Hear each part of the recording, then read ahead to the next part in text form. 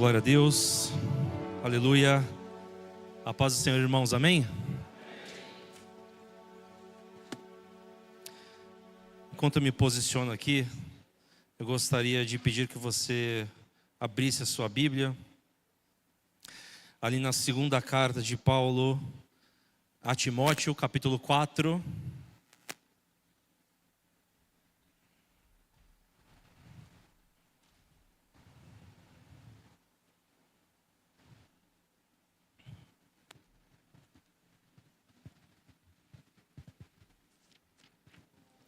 Segunda Timóteo 4, versículo 9, e diz assim a palavra de Deus: procure vir logo ao meu encontro, pois Demas, amando este mundo, abandonou-me e foi para Tessalônica.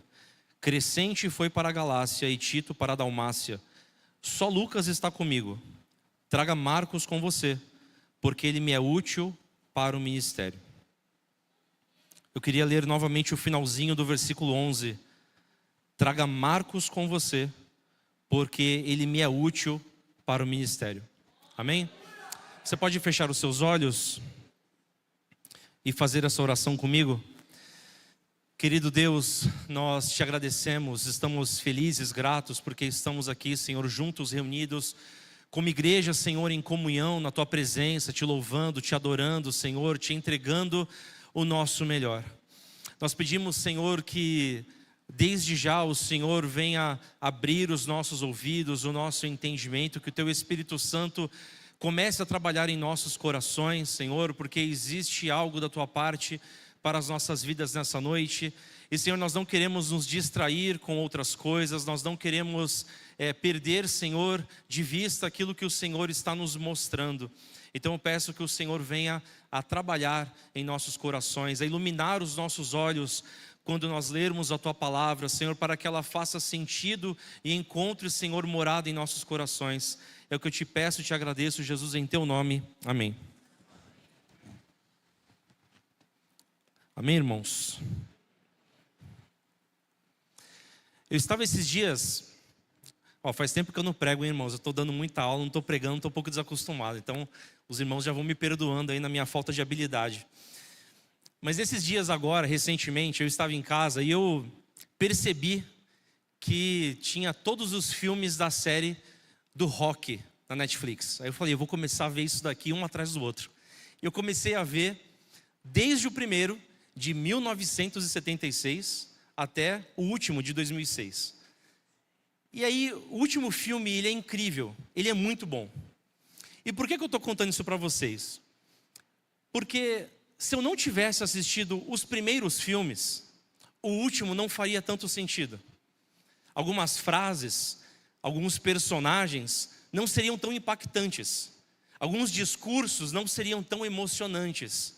Então eu precisava assistir todos os filmes anteriores para chegar naquele e entender e ser impactado por aquela história que estava sendo contada. Na Bíblia, muitas vezes nós encontramos histórias assim. Se você lê um versículo solto, se você passa reto, rápido demais, você perde tantas coisas que tem por detrás daquela história, e você não consegue ver a beleza que existe ali. Você não consegue entender tudo que aquela pessoa passou até chegar naquele ponto. E nós vamos hoje, nessa noite, meditar sobre a história de um homem que muitas vezes nós passamos batido por ele aqui na Bíblia. E o nome dele é João Marcos. João Marcos, como nós lemos aqui em 2 Timóteo capítulo 4, versículo 11, numa lista de pedidos que Paulo está fazendo ao seu discípulo Timóteo, ao seu amado Timóteo, no meio dessa lista, entre capas e pergaminhos, alguns nomes de pessoas aparecem, e entre essas pessoas aparece no versículo 11 o nome de Marcos, e Paulo pedindo que Marcos venha junto com Timóteo. E não é só para fazer uma visita, é porque Marcos, ele é útil ao ministério de Paulo. Agora, como eu disse, para que a gente entenda uma história, às vezes nós precisamos voltar alguns anos antes para entendê-la de maneira mais completa. E é isso que nós vamos fazer hoje. Eu queria que você voltasse comigo algumas páginas da sua Bíblia e muitos anos na história aqui, para Atos capítulo 12. Em Atos capítulo 12, nós vemos o princípio, a primeira vez que o nome de João Marcos ele aparece na Bíblia. Amém? Em Atos capítulo 12, nós vamos ver no versículo 12, logo depois que Pedro ele sai da prisão, ele vai para um lugar específico.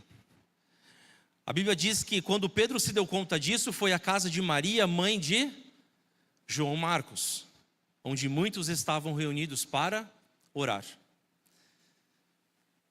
Nós conhecemos então que João Marcos, este jovem do capítulo 12 de Atos, ele estava inserido num contexto muito espiritual.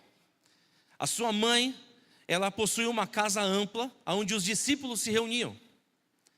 Eles se reuniam para orar, para compartilhar da palavra. A igreja primitiva se reunia, em parte se reunia ali, na casa da mãe de João Marcos. E ele convivia com essas pessoas. Ele estava inserido neste meio. Ele convivia com os apóstolos, ele convivia com um contexto de oração.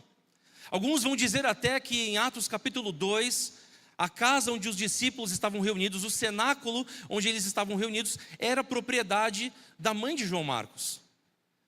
Talvez João Marcos estivesse ali em Atos 2 também, nós não temos certeza. O que temos certeza é que no capítulo 12, ele estava aqui numa casa onde a igreja se reunia. Olha que privilégio, olha que situação espiritualmente boa para João Marcos. Ele estava ali, um jovem inserido numa igreja que estava nascendo. Pedro, ele tinha saído da prisão, ele vai para aquela casa e ele conta aquilo que Deus fez na vida dele. Com certeza as pessoas ouviram maravilhadas com o poder de Deus ali sendo derramado sobre a vida dos apóstolos, a mensagem, o evangelho sendo pregado, pessoas se convertendo aos montes. E João Marcos estava no meio disso tudo. Você consegue imaginar o privilégio que seria se você estivesse ali? Se você na sua juventude estivesse no meio dessas pessoas? João Marcos estava ali, nesse ambiente, nesta casa. Ele viu a igreja nascer, ele conviveu com essas pessoas, e no final do capítulo 12, no versículo 25, nós vemos que Barnabé e Saulo levaram consigo João Marcos. Então ele estava em Jerusalém, estava na casa da sua mãe, estava convivendo com os discípulos, com a igreja, e então ele deixou de ser apenas um jovem da igreja. Ele passou a fazer parte de uma equipe missionária. Ele estava agora com Barnabé e Saulo, viajando com eles, indo junto. No capítulo seguinte, nós vemos que a igreja em Antioquia, ela vai separar Barnabé e Saulo, vai enviar Barnabé e Saulo, e junto com eles vai este jovem. E se a gente parasse para pensar aqui, se você estivesse nesse momento, ali naquele lugar, você pensaria, ali vai um jovem promissor, ali vai uma promessa de Deus, esse jovem é uma bênção, ele vai ser incrível nas mãos de Deus, Deus vai usá-lo poderosamente. E até aqui tudo indica que está tudo bem, mas uma verdade espiritual já nos é revelada aqui, que estar em um ambiente promissor, estar em um ambiente espiritualmente saudável, não é garantia de que tudo vai bem na sua vida. Não é garantia de que está tudo certo e tudo vai correr bem daqui para frente. Porque mesmo no ambiente espiritualmente saudável, nada vai substituir uma fé perseverante. Amém? Você pode ter pais que deixaram um legado de fé para você. Você pode estar numa igreja que te ensina, que te edifica, no meio de irmãos que te abençoam, que oram por você. Você pode ter uma liderança que te direciona, que te fala por onde seguir. Se você não tiver uma fé perseverante, nada disso vai adiantar. Então nós vemos, eu queria que você acompanhasse comigo o capítulo 13 de Atos. Deixa a sua Bíblia aberta, tá, irmãos? Atos 13. Esse jovem promissor, essa promessa de Deus. Talvez Barnabé estivesse todo orgulhoso. Estou aqui com meu primo, comigo nessa viagem missionária.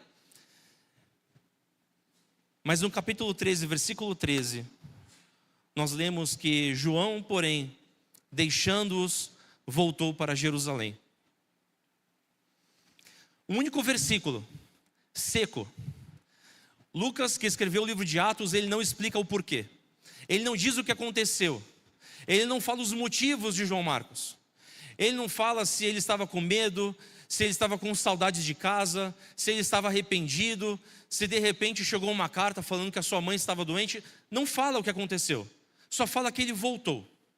E esse versículo, ele é interessante porque ele parece uma nota de rodapé. Parece que ele não tem importância. Parece que Lucas escreveu ali só uma pequena observação. João voltou para Jerusalém, pronto, muda de assunto, a vida continua, Paulo e Barnabé continuam com sua primeira viagem missionária, o evangelho é pregado, muitas pessoas se convertem, muitas igrejas são abertas, e parece que ficou tudo certo, ficou tudo bem. Apenas essa nota desse jovem, que foi uma decepção. Talvez ele tenha voltado para Jerusalém, as pessoas que estavam felizes porque ele tinha ido, a sua mãe, quem sabe, mas você já voltou? O que aconteceu? A igreja que se reunia na casa de sua mãe talvez tenha ficado: poxa, mas a gente pensou que você fosse aí desbravar o mundo pregando o evangelho. Talvez você fosse ser o sucessor de Paulo. E voltou. Mas a Bíblia não conta essas coisas, nós não sabemos o que aconteceu. Mas porque justamente o foco não está na razão de Marcos ter voltado, mas na sua decisão de voltar. Marcos, ele foi um desistente. Marcos, ele voltou atrás na sua palavra. Ele voltou atrás naquilo que ele tinha dito que faria. E decepcionou a muitos. Abandonou a missão. Abandonou a pregação do evangelho. Deixou na mão de outros. E olha, essa não é a primeira vez que nas escrituras nós vemos alguém numa posição de privilégio que então falha com a sua missão. Nós lemos ali em Números, capítulos 13 e 14, você não precisa abrir agora, mas quando o povo de Israel finalmente chega muito próximo da fronteira com a terra prometida, e Moisés então separa 12 espias para que eles olhem a terra. Quando eles voltam, o povo se desanima e o povo fala: nós não vamos entrar. O mesmo povo que viu as 10 pragas no Egito, o mesmo povo que na 10ª praga viu seus filhos primogênitos não morrerem nas mãos do anjo da morte, o mesmo povo que atravessou o mar vermelho com pés secos, o mesmo povo que se alimentava de maná que caía do céu, que bebia água que saía da rocha, que viu a água amarga se tornar doce, que via a nuvem durante o dia, coluna de nuvem e uma coluna de fogo durante a noite. Todas estas provas que apontavam para que o Senhor estava ali com eles, quando eles chegam diante da terra prometida, eles falam: nós não entraremos, estamos com medo. Esses homens vão nos matar, vão acabar conosco. Nós somos como gafanhotos diante deles. E o medo toma conta do coração do povo e eles não entram na terra prometida. E o resto é história. Mas eu quero só lembrar que a Bíblia vai nos mostrando, no decorrer de toda a sua narrativa, de que privilégios espirituais nunca vão substituir a sua fé. Tenha uma fé perseverante. Tenha uma fé perseverante. Não se apoie na fé dos outros. A fé é tua. Deus deu para você. Continue perseverando, não desista. Não deixe o medo tomar conta do seu coração. Talvez você, como João Marcos, tenha crescido na igreja. Talvez você tenha tido uma história muito bonita, servindo, sempre serviu, participando de departamentos, colocando o seu nome na escala e cumprindo. As pessoas olhavam para você e falavam assim: olha, aqui está um próximo pregador, um próximo missionário, aqui está um próximo professor de escola dominical, um próximo pastor de igreja. E aí de repente aconteceu alguma coisa e você parou. Você parou, você estacionou, você voltou atrás, você estagnou. Nós precisamos então chegar nesse momento decisivo, em que nós temos que tomar uma decisão. Temos que responder ao chamado de Cristo. Cristo nos chama, Ele nos convida. Hoje Ele está nos convidando. Eu espero que você aí no seu lugar no seu coração você ouça a voz de Cristo te chamando. Eu espero que você esteja sensível à voz doce de Jesus Cristo, te convidando a continuar nessa noite. Então nós podemos continuar aqui. Passou esse período. Marcos foi uma decepção, mas passou-se o tempo, quem sabe 2 ou 3 anos, até que Paulo chegou para Barnabé no capítulo 15, eu quero que você acompanhe comigo, capítulo 15, versículos 37 e 38. Paulo vira para Barnabé e fala assim: olha, vamos voltar para as igrejas que nós abrimos? Vamos lá para ver como eles estão? Vamos apoiar, incentivar a fé deles? Vamos fortalecer essas igrejas? Eu estou com saudade das igrejas que nós abrimos. Já passou um tempo, estou preocupado, eu queria estar lá. Estamos aqui. Vamos juntos? Vamos. Barnabé só fez um pedido: então vamos levar João Marcos conosco? E aí Paulo fala: não. Barnabé queria levar também João, chamado Marcos, mas Paulo não achava justo levar aquele que tinha se afastado deles desde a Panfilha.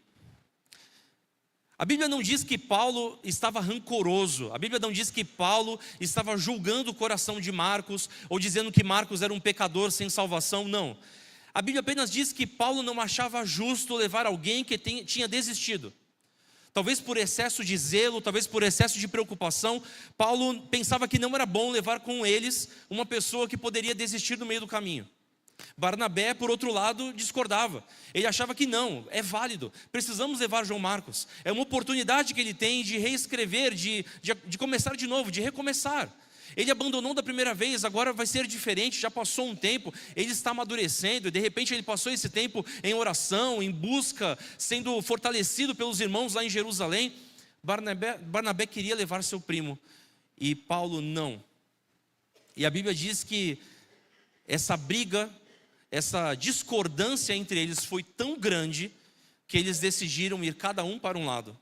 Paulo e Silas foram para um lado, Barnabé e João Marcos foram para outro lado. Eu fico pensando aqui, se João Marcos estivesse presente ali naquele momento, vendo 2 gigantes da fé, Paulo e Barnabé, discutindo por causa dele, porque ele tinha causado aquela situação, porque ele desistiu da primeira vez, e agora quem sabe ele fosse o causador. Ele estava ali vendo aquilo tudo, e a Bíblia não diz que Marcos está falando alguma coisa. Talvez ele tenha ficado mudo, talvez ele tenha ficado perplexo, talvez ele tenha ficado ali se culpando por toda aquela situação. E a Bíblia prossegue, a Bíblia continua, e nós vemos que existem consequências para as nossas ações. Um momento de desistência, um momento de fraqueza, um momento de medo na sua história trará consequências posteriormente.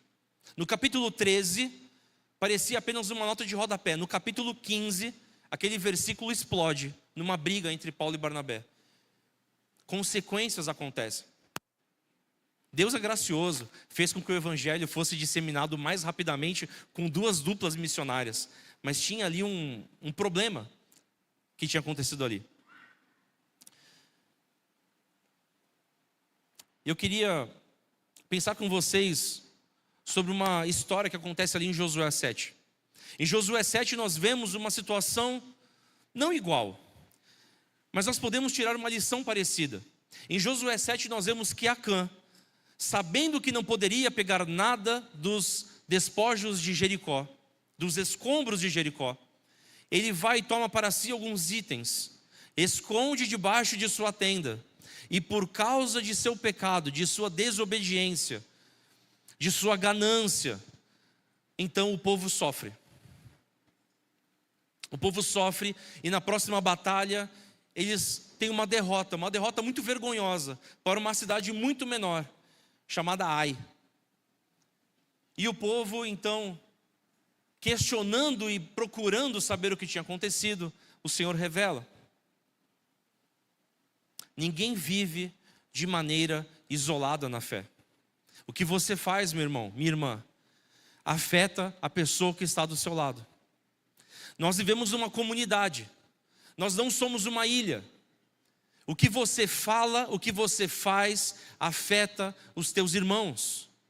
O que você fala, o que você faz, machuca, causa estrago. E depois isso precisa ser reparado. Então pare para pensar no peso que as suas ações têm.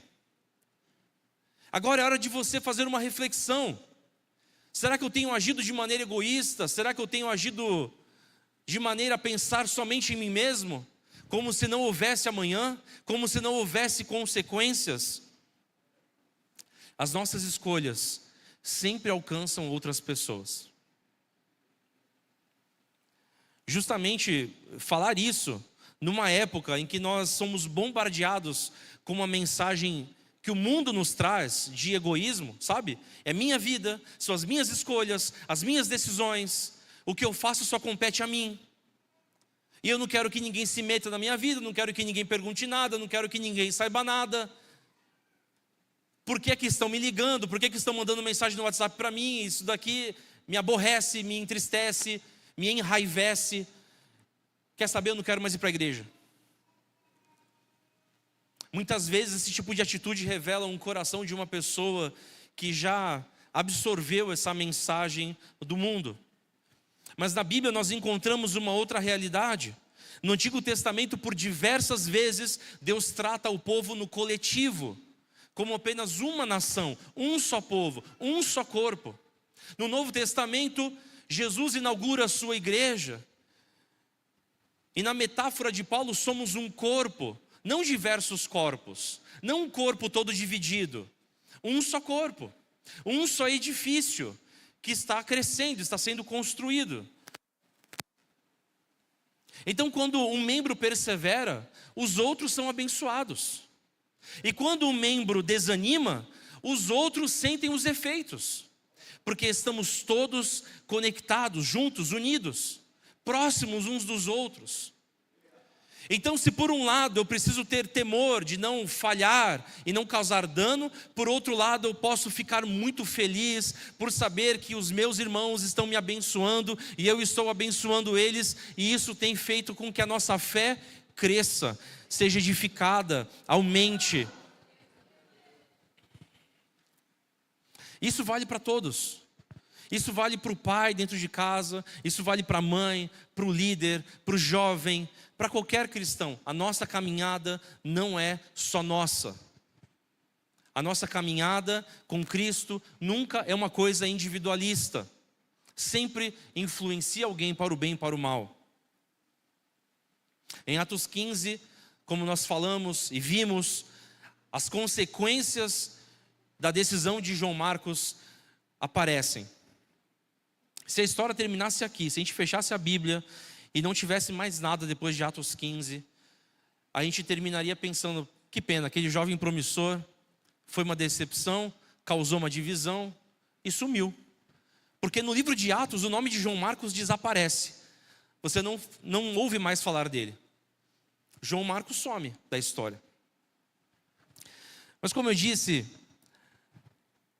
às vezes as histórias na Bíblia, elas estão soltas, cada pedacinho está em um lugar, e cabe a nós, com muito interesse, muito zelo pela palavra do Senhor, procurar a continuação dessa história, amém?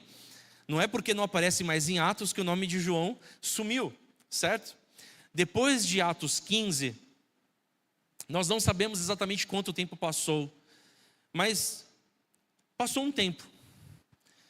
Não sabemos onde Marcos serviu, o que deu na viagem dele com Barnabé, se eles abriram igrejas ou não, para onde eles foram depois.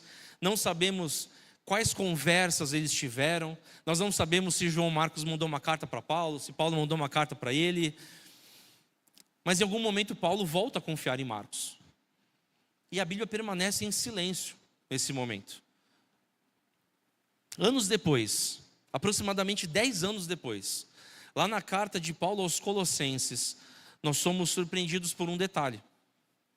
Em Colossenses 4:10, se você quiser acompanhar comigo, nós somos surpreendidos por um detalhe. Marcos aparece de novo. Mas ele não é um visitante na igreja. Ele não é uma pessoa que está apenas sendo tolerada por Paulo. Tudo bem, eu tolero a presença de Marcos aqui, não. Ele está entre aqueles que trabalham com o apóstolo. E Paulo faz uma coisa ainda mais importante.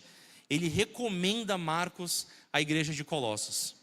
Colossenses 4:10, Paulo fala assim: se ele for até vocês, ele Marcos, se ele for até vocês, recebam-no bem. Olha, talvez Marcos vá até aí. Se ele for, recebam ele bem. Então a gente percebe que algo mudou. Alguma coisa aconteceu.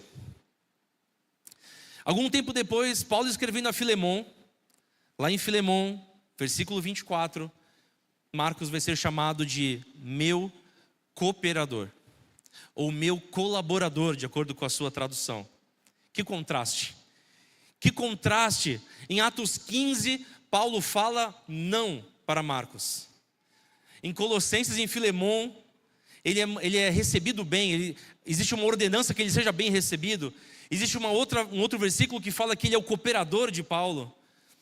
Não apenas mais um amigo, um cooperador de trabalho, de ministério.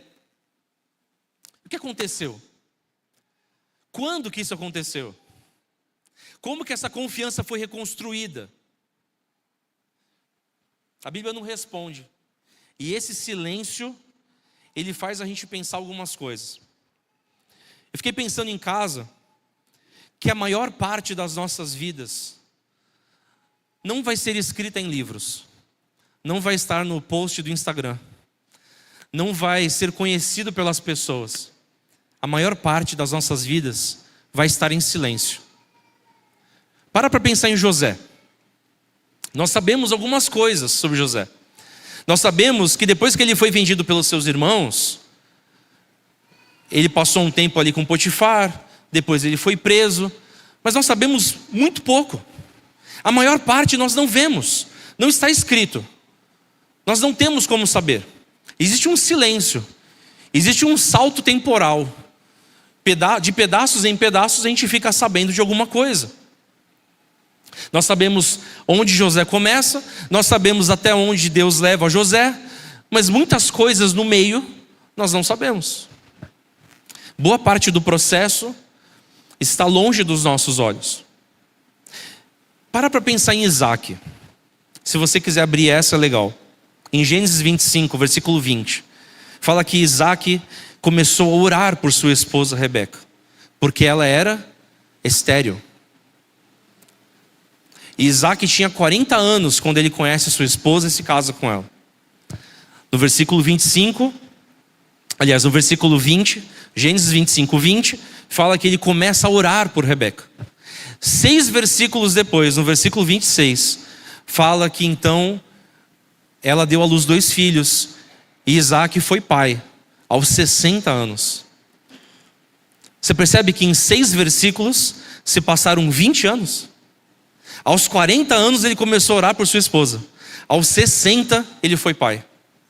20 anos. Para nós, a gente leu alguns versículos, em poucos segundos a gente chegou ali. Para Isaac, foram 20 anos de oração. Foram 20 anos de espera. E é nesse silêncio que Deus vai construindo a nossa história. É nesse silêncio que as coisas vão sendo escritas. É nessas pequenas coisas. Muitas vezes ficamos esperando pelo miraculoso, pelo estupendo, pelo fenomenal. E glória a Deus por isso, porque Deus faz mesmo. Mas a verdade é que muitas vezes a gente ignora essa grande parte da nossa vida que é silenciosa. São os dias comuns, são as orações repetitivas, são os cultos com poucas pessoas, aquela consagração que só veio você.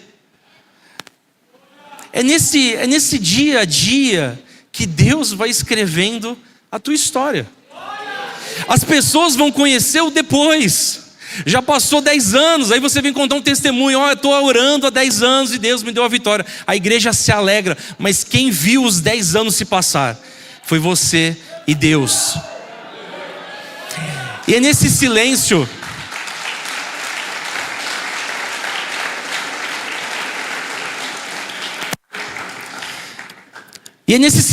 perante os olhos dos outros, porque para quem está vivendo não está em silêncio, a vida continua. Aonde a Bíblia silencia, onde a Bíblia deixa de contar a história, Deus continuou escrevendo a história de João Marcos. Aonde as pessoas não ficam sabendo do que você está passando, Deus continuou escrevendo a sua história. É nesse silêncio que nós podemos parar e observar e ver a mão de Deus.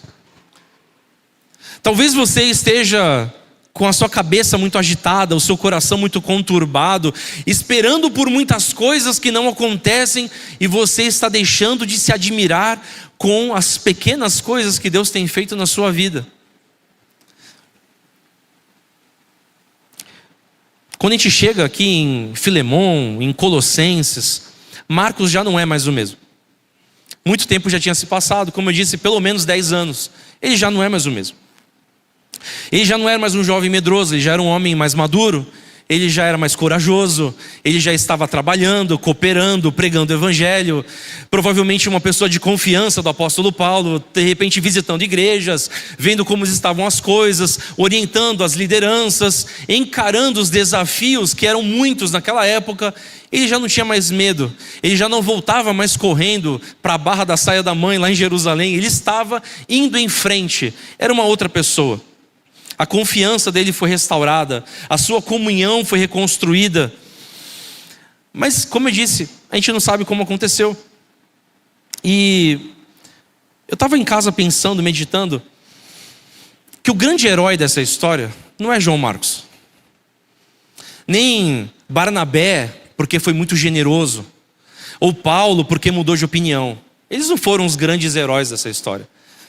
A verdade é que entre Atos 13, Atos 15, quando Paulo fala não, e 2 Timóteo 4, versículo 11, quando nós vemos Paulo no final da sua vida, no final da sua carreira, na sua última carta, lembrando do nome de Marcos e pedindo: traga Marcos com você, porque ele me é útil, ele é bom para o meu ministério. A gente percebe que existe um contraste. E a Bíblia ela é cheia de contrastes. Deus ele faz essas coisas. Ele muda as perspectivas. Aquilo que começou bem, no meio foi mal, mas no final Deus transformou de novo. Aquilo que parecia acabado, aquilo que parecia de repente a última palavra sobre a vida de Marcos, não era, porque Deus tinha algo superior e muito mais adiante da vida dele. Mas como eu disse, Marcos ele não é o herói dessa história. Eu não vou chegar agora para você e falar assim: seja como Marcos, porque tem mais um personagem, tem mais alguém que não apareceu nesses versículos que nós lemos, mas é o verdadeiro personagem que está por detrás de todas as coisas. Quando Paulo fala que Marcos me é útil para o ministério, eu só consigo parar e refletir sobre como a graça de Deus ela muda as histórias de todas as pessoas, mudou a de João Marcos e tem mudado a nossa a cada dia. O personagem que não aparece nesses versículos que nós lemos é Cristo. Foi Cristo que deu uma nova oportunidade para João Marcos. Foi Cristo que tocou no coração de Barnabé para que ele fosse generoso. Foi Cristo que fez com que Paulo mudasse de opinião, vendo em Marcos uma utilidade que ele não via. Foi Cristo que transformou toda a história deste jovem para que ele chegasse ao final e se tornasse alguém útil ao ministério do grande apóstolo Paulo. É Jesus.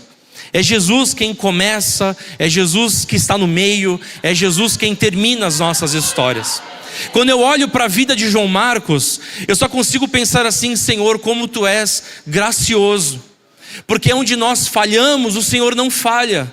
Aonde nós temos medo e paramos e pensamos: aqui acabou a minha história, aqui acabou meu ministério, aqui acabou meu casamento, aqui acabou a minha vida, Jesus ele fala: ei, peraí, não é sobre você, é sobre mim, e eu estou fazendo todas as coisas na sua vida.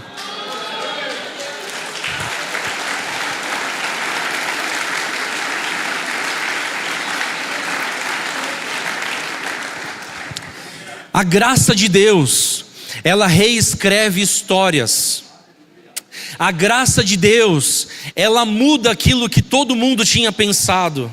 até que você mesmo tinha pensado. Talvez você tenha pensado muito mal de você mesmo. Talvez você tenha se decepcionado com você mesmo. Mas existe alguém que não se decepcionou contigo. Esse alguém é Jesus.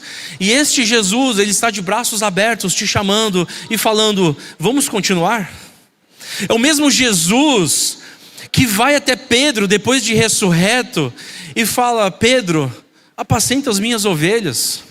O mesmo Jesus que restaura a história de todos os seus discípulos fujões, porque não foi só Pedro que fugiu, todo mundo fugiu. Mas o mesmo Jesus que restaurou a história dessas pessoas, Ele está aqui hoje conosco e todos os dias das nossas vidas reescrevendo a nossa história. Essa é a boa notícia do Evangelho. É a boa notícia de que a graça, ela muda todas as perspectivas humanas sobre tudo. Eu quero trazer essa mensagem para você, e se você ainda não entendeu, eu quero que você entenda. Não fique parado onde você está. Se você tem um Deus que é maior do que você, que tem mais poder do que você, que enxerga o futuro que você não vê, e está te dizendo: confia em mim, que a minha graça vai reescrever a tua história. Eu queria, nesse momento, que você ficasse de pé. Eu queria que você fechasse os seus olhos. E eu queria chamar aqui na frente 3 grupos de pessoas. O primeiro grupo de pessoas, eu queria que ficasse aqui na minha esquerda, é o grupo de pessoas que se decepcionou, você se decepcionou com você mesmo. Você acha que para você não tem mais jeito, você acha que a sua história acabou, você já chorou sobre isso, você já brigou sobre isso, você simplesmente acha que acabou.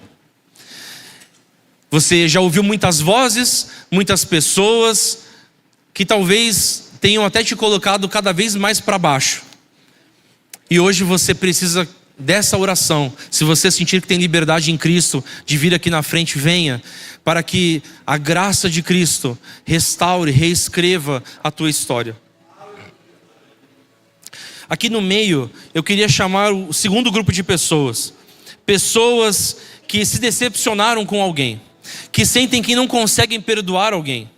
Você depositou as suas fichas, a sua esperança, a sua confiança em alguém, ou em algumas pessoas, e elas te decepcionaram, e você sente que não existe reconciliação, não existe maneira de voltar à convivência. Eu queria te chamar aqui, porque a graça de Deus, ela restaura os relacionamentos, ela vai te habilitar a perdoar, ela vai te habilitar a voltar a ter contato com essas pessoas, e eu queria te convidar aqui, te chamar aqui e ficar no meio. E aqui na minha direita, eu queria chamar as pessoas que precisam se reconciliar com Cristo.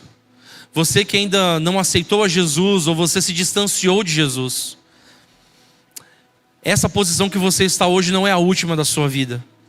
Existe graça para você, graça restauradora, graça salvadora da parte de Deus para a sua vida. Você precisa vir. Não resista ao convite do Espírito Santo. Amém? Então eu queria que você, se você sentir que tem liberdade em Cristo, você saia do seu lugar e venha até aqui.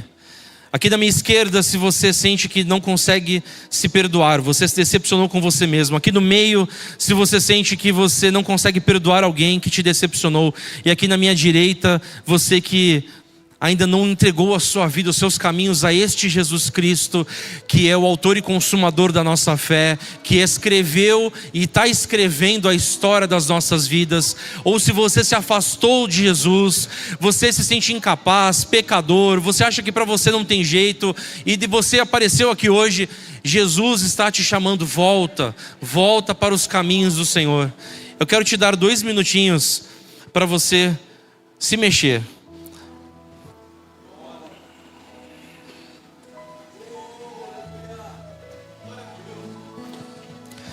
Não deixe passar essa oportunidade.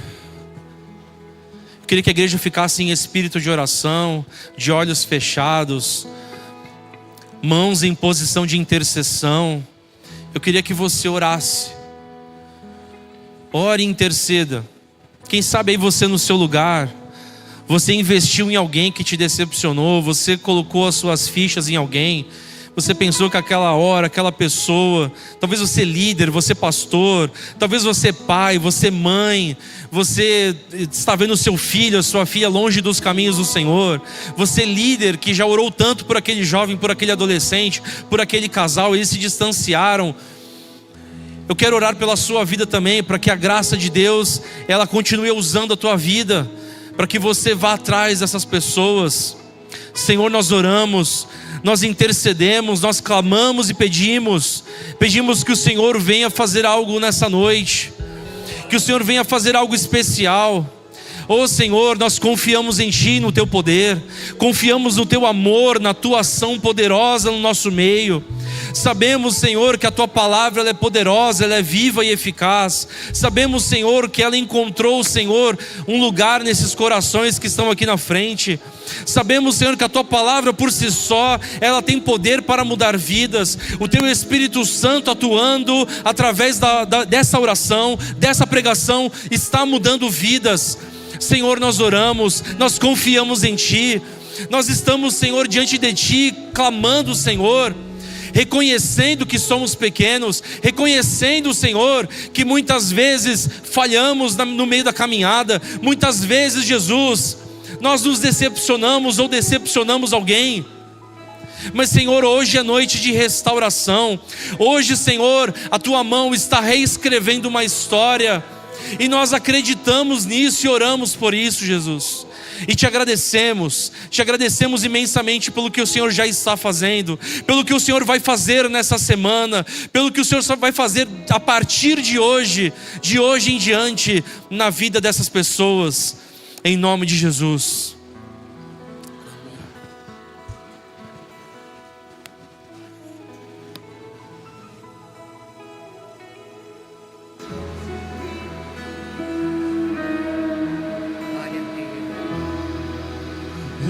Preciso ser reconhecido por ninguém.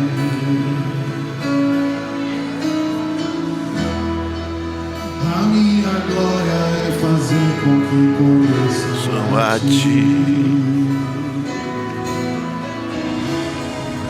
e que diminua eu, pra que Tu cresças, Senhor.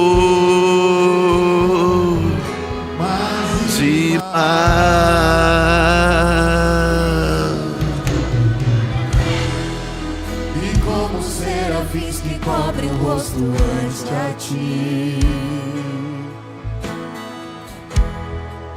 escondo o rosto para que vejam Tua face em mim, e que diminua eu, para que Tu cresças, Senhor. Mais e mais, no Santo dos Santos, Tua fumaça me esconde, só Teus olhos me veem. Debaixo de Tuas asas é o meu abrigo, meu lugar secreto. Só Tua graça me basta e Tua presença é o meu prazer. No Santo dos Santos, Tua fumaça me esconde, só Teus olhos me veem. Debaixo de Tuas asas é o meu abrigo, meu lugar secreto. Só Tua graça me basta, em Tua presença é meu prazer. Sabe, irmãos, todo mundo merece uma nova chance.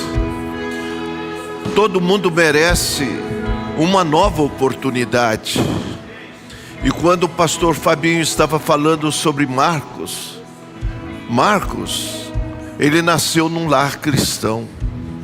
Marcos, a casa dele, o povo congregava ali e ali ele passava horas e horas em oração.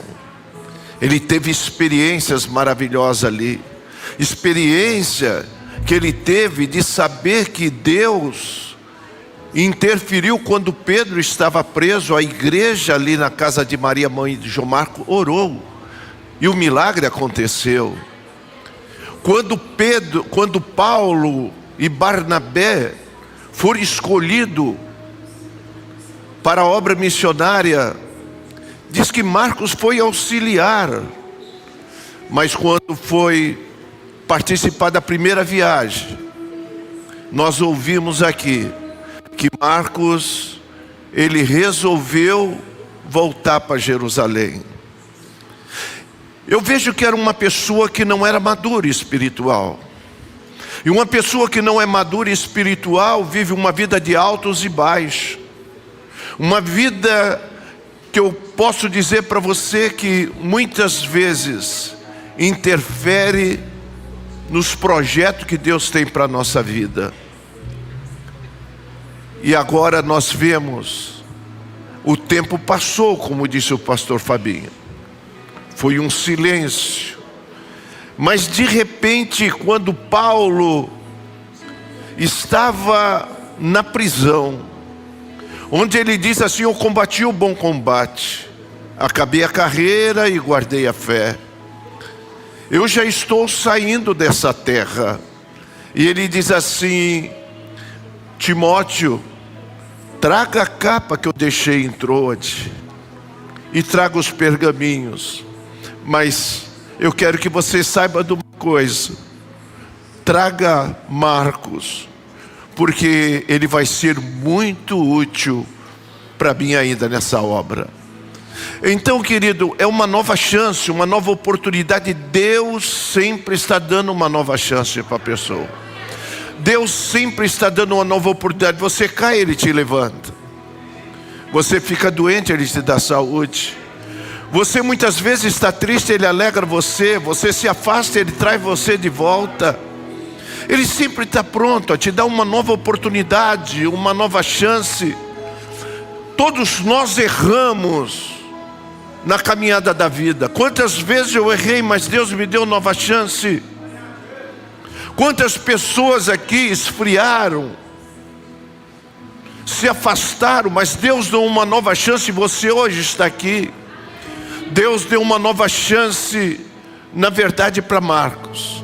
E Marcos escreveu o Evangelho São Marcos, um evangelho poderoso. Foi usado novamente por Deus de uma maneira poderosa. Eu quero dizer para você que está aqui, talvez se afastou dos caminhos do Senhor, tem uma nova chance para você. Você que ainda não recebeu Jesus, está sendo massacrado, pisado,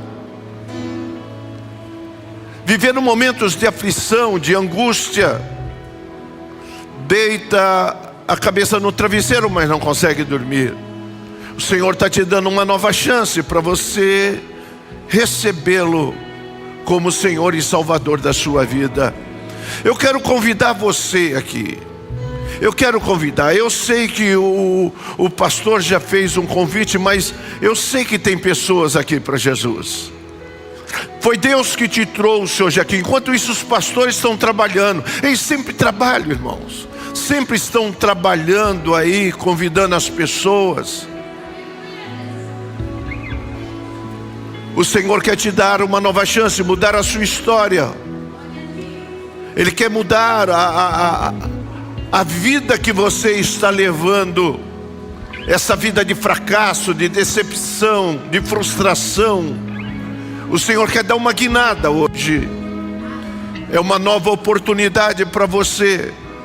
Aonde você está, nós temos pessoas aqui para Jesus. Não adianta correr, não adianta se esconder. Se Deus tem um propósito na sua vida, assim como Ele tinha um propósito na vida de Marcos. Marco quer dizer marca, marcou a vida de Marcos. Assim como Ele tinha um propósito na vida de Marcos, Ele tem um propósito na sua vida. Não adianta correr, não adianta se afastar. Este é o momento. É o momento que Deus tem para agir na sua vida. Vamos aplaudir o Senhor enquanto você decide. Pode se assentar. Eu quero chamar aqui toda a equipe que vai para caravana. A equipe que vai para caravana. Eu queria que vocês subissem aqui no altar ou ficassem aqui embaixo, rapidinho.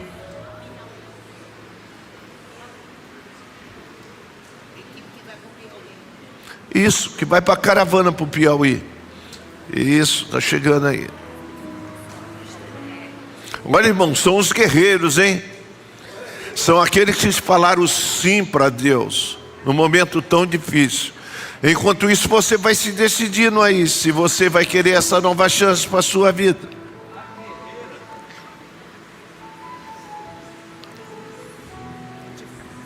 Vocês sempre vão, né? Até a Zilma vai, né, Zilma? Irmão, até a Zilma vai. Olha, o diabo fica doidão, viu? Que bênção. 2, 4, 6. 2, 4, 6. Tinha que ser 7, né? O número perfeito, né? Vai ser 7? 17? Ah, legal. Nós vamos orar por vocês. Mas antes de orar por vocês, irmão, deixa eu falar uma coisa para vocês. Nós temos aqui na igreja um problema muito grande. Um problema, preste bem atenção no que eu vou falar para você. Um problema de som. Nós já tivemos alguns problemas aqui com pessoas que estavam congregando aqui e saiu da nossa igreja por causa do som alto. Por que o som muitas vezes é alto aqui? Porque esse som precisa chegar até lá atrás. E para chegar lá atrás, tem que aumentar o som muitas vezes. Porque nós temos aqui umas caixas que deixam a desejar. Então, o que nós fizemos? Nós fizemos algo para melhorar o som, para acabar com esse problema. Nós temos que ter caixa com qualidade. E nós tivemos que comprar caixas com qualidade. Os músicos agora vão ficar doidão, vão gostar, né? Irmão, caixa de primeira nós compramos. Mas tem um custo. Tem um custo. Diga, pastor, quanto? 103 mil reais. Isto nós compramos já, irmãos. As caixas para cá. Compramos sub para cá, que tem 4 sub, que isso aqui já não dá mais conta. Mas nós compramos 2 sub, depois nós vamos comprar mais 2 sub. Sabe quanto é cada caixa, irmão? 11 mil e pouco, cada caixa. E quer que eu fale a verdade para você? Isso não é nada. Tem uma igreja aí, que o som foi 1,5 milhão. Juntou os empresários da igreja e no instante deram 1,5 milhão para comprar todo o som. Aqui nós não temos grande empresário. Aqui temos pessoas que amam a obra de Deus e temos Jesus, que é o nosso socorro e nos ajuda. Mas nós compramos estas caixas, irmãos. Ela já chegou, nós compramos, para você ter uma ideia, nós compramos no Ninja. Fizemos muitos orçamentos, compramos no Ninja essas caixas. Som, tá vendo? Nós temos que trocar mesmo, irmão, tá vendo? Eles já estão mostrando lá que o negócio não está bom aqui. Então, irmãos, nós compramos no Ninja essas caixas, já chegou no Ninja as caixas, e ela logo estarão aqui. Em 2 dias a gente consegue montar todas essas caixas. Essas caixas foram indicadas tudo por um profissional, nós chamamos um profissional. O profissional foi conosco lá, foi eu, pastor Marivaldo, o profissional, negociamos. Era um pouquinho mais caro, mas nós negociamos. Chegamos em 103 mil reais. É isso, pastor Marivaldo? É isso aí. Então, irmãos, eu vou precisar muito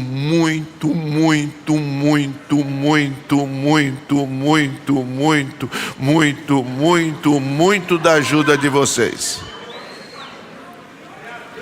Porque, pastor, tem dinheiro? Para não dizer que não tinha no banco, acho que tinha o quê? Quanto tinha, Marivaldo? 8 mil? Tinha 7 mil tinha no banco. Quanto? 10 mil tinha no banco, irmão. 10 mil. Agora você faz as contas aí. Então nós vamos precisar. Eu fiz, só para vocês terem ideia, eu fiz em 10 vezes. Tá? Fiz em 10 vezes. É o que nós conseguimos fazer em 10 vezes. Não faz mais de 10. Era só até 10. Então nós fizemos. Daí eu vou pedir para todos os líderes de departamento tentar trabalhar com aqueles que estão no departamento de vocês para nos ajudar. Se nós nos unirmos, no instante a gente paga isso. Só pagamos as cadeiras no instante, nós pagamos, vamos pagar também o som. Nós precisamos melhorar mesmo o som da igreja. E eu conto com cada um de vocês, tá? É hora de tirar o dinheiro da poupança, é hora de tirar o dinheiro de investimento que está com a pastora Márcia lá, é hora de tirar. Vamos juntar e vamos tentar fazer alguma coisa para a gente sanar isso, tá bom? Depois eu vou passando para vocês, não vou levantar nenhuma oferta agora, a gente não quer dinheiro agora, tá bom? Passando o cartão tem um tempo para a gente pagar. Muito bem, querido, nós vamos orar agora pelos nossos irmãos aqui. Leva o nosso abraço para todo o povo lá de Piauí, tá bom?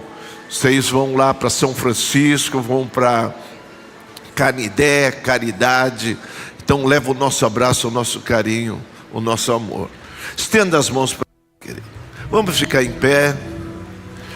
Senhor nosso Deus e Pai, Senhor, aqui estão aqueles que estão representando todos os que vão para a caravana no Piauí. Senhor, eu quero pedir a Tua graça, quero pedir a Tua proteção, que o Senhor venha protegê-los para que seja uma viagem tranquila, uma viagem em paz, uma viagem guardada e protegida pelo Senhor.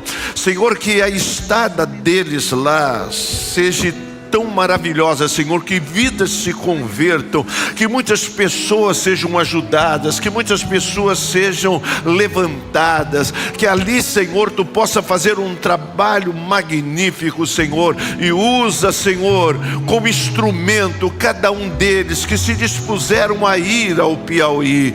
Pai, por favor, salve alma, cure pessoas, batize com o Espírito Santo, faça milagres, prodígios, maravilha. Senhor, que pessoas que estão tristes fiquem alegres, pessoas fracas se tornem fortes, mas usa como instrumento, Senhor, aqueles que o Senhor está enviando para lá, Pai, e também traga-os em paz, guardado, protegido, escondido no Teu esconderijo. É isso que como igreja nós pedimos a Ti, ó Pai, em nome do Senhor Jesus. Que o amor de Deus, a paz de nosso Senhor e Salvador Jesus Cristo, as doce comunhão do Espírito Santo seja com toda a igreja. Vão em paz em nome de Jesus. Deus abençoe as nossas vidas.